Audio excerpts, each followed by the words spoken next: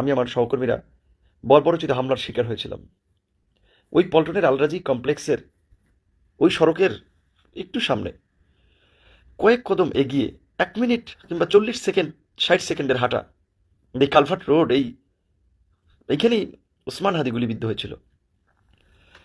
এবং 29শে অগস্ট সেখানে আমাকে সেদিন কিভাবে বর্বরোচিতভাবে আক্রমণ করেছিল আপনারা দেখেছিলেন। বিনা কারণে বিনা কারণ কোনো ধরনের উস্কানি ছিল না। আমি হাত দিয়ে এইভাবে তাদেরকে ইশারা করার চেষ্টা করেছিলাম যে কি হয়েছিল।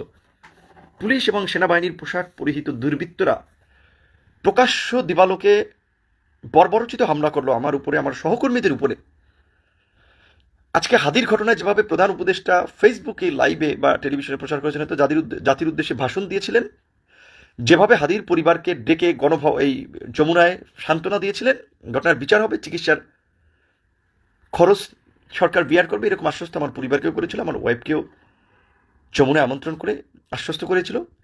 কিন্তু চিকিৎসা নিতে গিয়েও বাইরে পাঠানোর ক্ষেত্রেও সরকারের যে তালবাহানা আমরা দেখেছি। প্রথমে আল্লাহ রাস্তের চিকিৎসা কোথায় পাওয়া যায়, দান খয়রাতের চিকিৎসা, সেটা খুঁজেছে, চীন অফার করেছে, সেখানে পাঠাতে চেয়েছিল।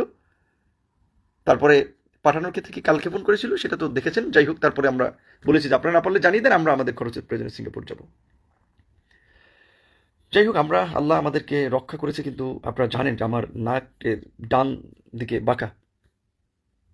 আমি ডক্টর ইউনুস সাহেবকে যেদিন আমাদের জুলাই সনদ স্বাক্ষর হয়, সেদিন জাতীয় নেতৃবৃন্দের উপস্থিতিতে আমি বলেছিলাম যে শেখ হাসিনাকে আমরা ফ্যাসিস্ট বলি, সেই শেখ হাসিনার ফ্যাসিস্টের আমলে এইভাবে আইন শৃঙ্খলা বাহিনী, যাদেরকে আমরা বলি রাষ্ট্রীয় পোশাক পরিহিত বাহিনী, তারা এইভাবে আক্রমণের শিকার হয় নাই। তো আপনার সরকারের সময় আমরা হয়েছি। তারপরে মাঝখানে ভুটানের প্রেসিডেন্ট না প্রধানমন্ত্রী আসলো, সেই ডিনার প্রোগ্রামেও ইন্টারকন্টিনেন্টালে বলেছিলাম যে আপনার গঠিত তদন্ত কমিটি, আপনি যে 30 কার্যদিবসের সময় দিয়েছিলেন 29শে অগস্টের পরের ঘটনায়, অগস্টের পরে সেপ্টেম্বর চলে গেছে, অক্টোবর চলে গেছে, নভেম্বর চলে গেছে, ডিসেম্বরও যায়, প্রায় 3.5 মাস হয়েছে। এখন পর্যন্ত আমরা সেই 29শে অগস্টে পোশাক পরিহিত সেনাবাহিনীর পোশাক পরিহিত, পুলিশের পোশাক পরিহিত দুর্বৃত্তরা এবং দুর্বৃত্তদের সহযোগী যারা আপনারা দেখেছেন, বাঁশ দিয়ে ঘাই মেরেছে আমাদের হত্যার জন্য, আমাকে হত্যা করার জন্য। এবং ওই পল্টনের কালভার্ট রোডেই হাদিকে গুলি করেছে। হাদিও থাকে, আপনারা জানেন যে রামপুরাতে, ওই যেই এলাকায়, আমি একই এলাকায় থাকি, জন্ম বরিশালের ওইদিকে, আমার একই জায়গায় জন্ম।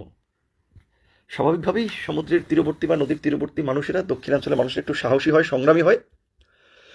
ফেসিবাদের উত্তাল সময়ের পুরোটা সময় নিজের ঝুঁকি নিয়ে রক্তাক্ত হয়ে রাজপথের লড়াই সংগ্রাম করেছি।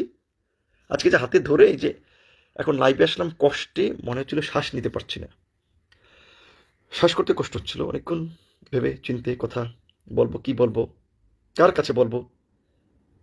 তো তারপরে হাতে ধরে একটু লাইভে কথা বলার জন্য, কষ্টটাকে হালকা করার জন্য আসলাম।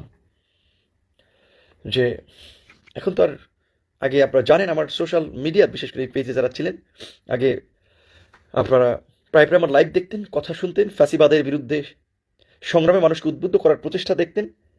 অগস্টের পরে তো আর ওইভাবে ফ্যাসিবাদ নাই, রাজপথের আন্দোলন সংগ্রাম নাই, যেই কারণে আমরা হয়তো ওইভাবে প্রতিবাদে খুব একটা দেখেন না, বা প্রতিবাদে নাই।